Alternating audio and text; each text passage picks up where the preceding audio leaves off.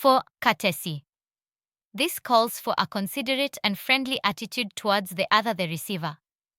The following points may assist in promoting courtesy. A. Answer the letters promptly or respond to the message promptly. B. Omit negative expressions such as we regret, instead use friendly statements such as we shall see to it that. C. Apologize sincerely for an omission and thank generously for any favor done. Example of an apology: we sincerely apologize for not dispatching your goods on time. 5. Completeness. Complete presentation of facts and details is necessary in any business communication. Incomplete communication leads to ineffectiveness of the action to be taken, irrelevancy, misinterpretation, and misunderstanding of the message.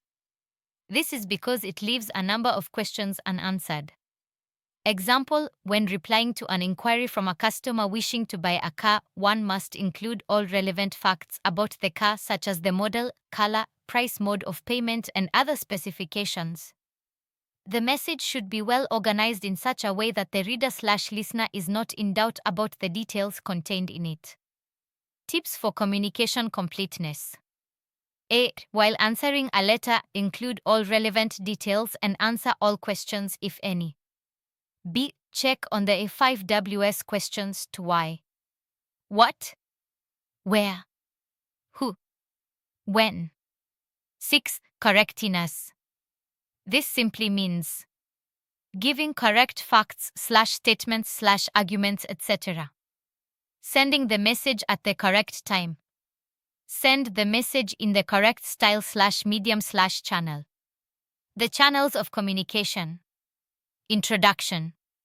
In an organization, information flows forward, backwards, and sideways.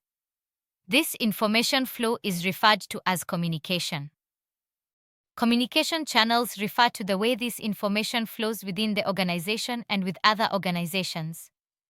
In this web known as communication, a manager becomes a link.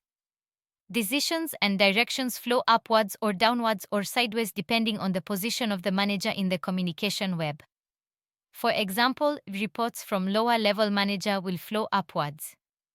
A good manager has to inspire, steer, and organize his employees efficiently, and for all this, the tools in his possession are spoken and written words.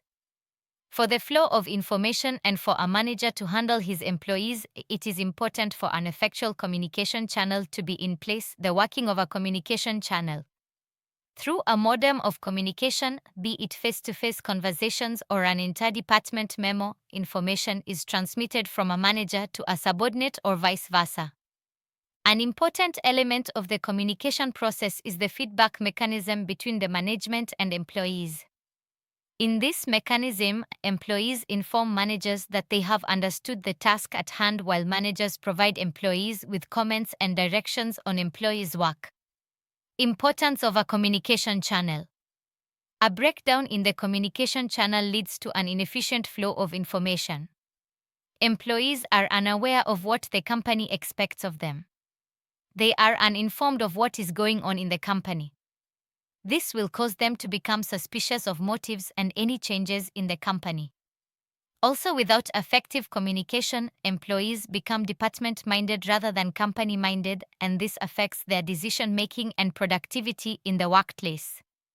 Eventually, this harms the overall organizational objectives as well. Hence, in order for an organization to be run effectively, a good manager should be able to communicate to his/her employees what is expected of them, make sure they are fully aware of company policies and any upcoming changes.